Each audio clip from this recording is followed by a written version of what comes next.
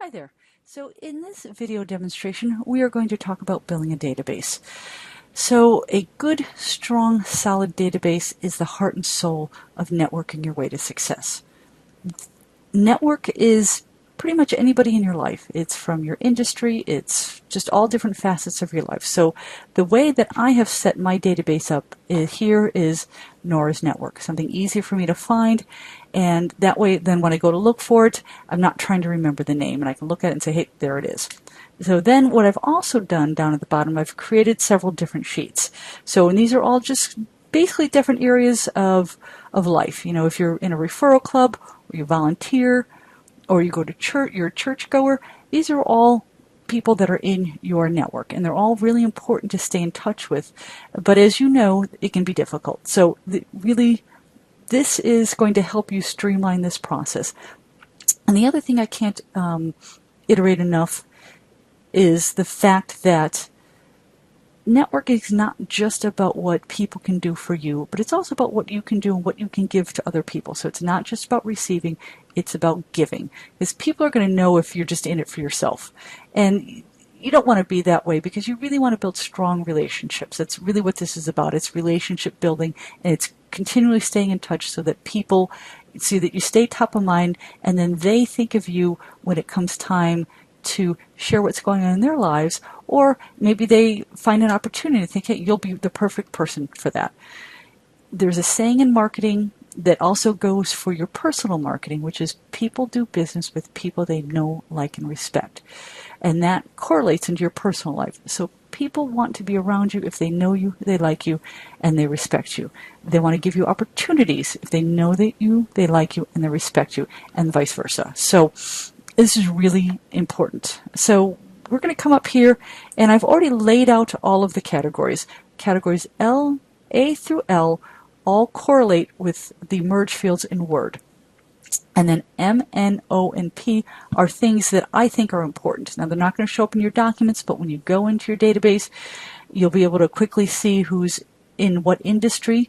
Any notes, anything personal. It can be something you remember about them. It can be from the last time you saw them. You go in and you put that note in there so that when you do follow up with them, you can put something, you can personalize it a little bit. Their email address, which obviously is critical for the email portion in Outlook, and then your birth date. So if you want to be sending out birthday cards or even, birthday emails, this is good information to have.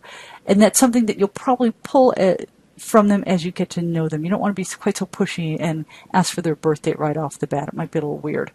So I've highlighted this line. I go up to Insert. I click on the table, and then a dialog box pops up. So it's called Create Table. And obviously, this information here all correlates to all the information here. So everything's highlighted. Now this is key. I'm going to click My Table Has Headers. And what that will do is it'll actually put this information in the top line of the table. And that way you're not having to re-enter it or move any information into there. And you'll see if you ever create a table and you don't click that, you'll see what happens. So I'm going to hit OK, and it's going to actually give me the first cell in here. So I'm going to start adding my information. So we're going to add Ms. Sue Smith, no suffix. She is an insurance agent from Insurco at 123 Main Street in Springfield, Missouri. Got a coastal code. Did I just say coastal code? Postal code? I'm going to leave the country and region blank, and she is in insurance. She likes to ski. Her email address is suesmith@insurco.com, and she was born on January 21st, 1970. Okay, so we're going to come to the next line, and we've met Mr. Joe Jones, Jr., and he is a mortgage broker at Mortgage Co. I know these aren't real original names, but 245 Central Avenue, Suite 101 in Springfield, Missouri.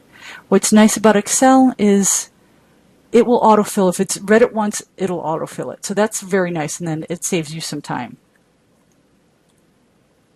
And it's in real estate. Has a new baby. And email address is joejones@mortgageco.com. Born on March 5th, 1980. Okay.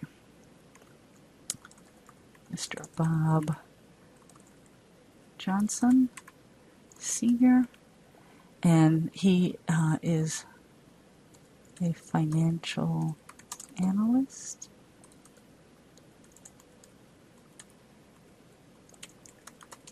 Let's go. 383 Main Boulevard. Sorry, Suite 203 in Springfield, Missouri. Let's go back. Now, this is something important I want to show you is if you make a mistake like this, it's important to realize that you're only going to get what you put in. So if you don't correct that when you get to the other side, it's not going to come out as both capitalized letters. So it's very important to make sure that this information is correct. So it's 87125, and as you'll note, these are not real people. I'm just making it up. So, and as you see, I've got people from different areas. So this is a new job for Joe. Bob.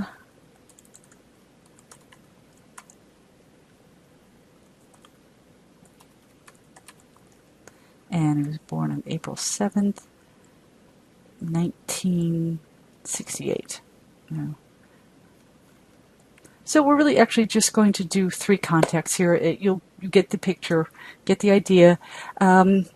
It's not so important when you're doing something like this to make sure you can read everything, because you can always, if you really want to do that, you can always expand the cells.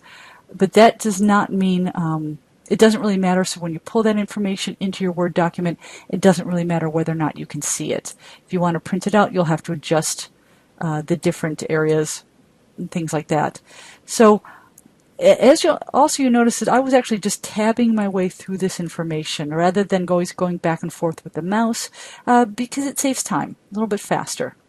So, and then you also notice that when I got to the end of here, all I did was tab and I created an entirely new column, a row. And then that way it's just, the dynamic table knows where to stop and start. So when you get this and you tab all the way here, it actually creates an entirely new row.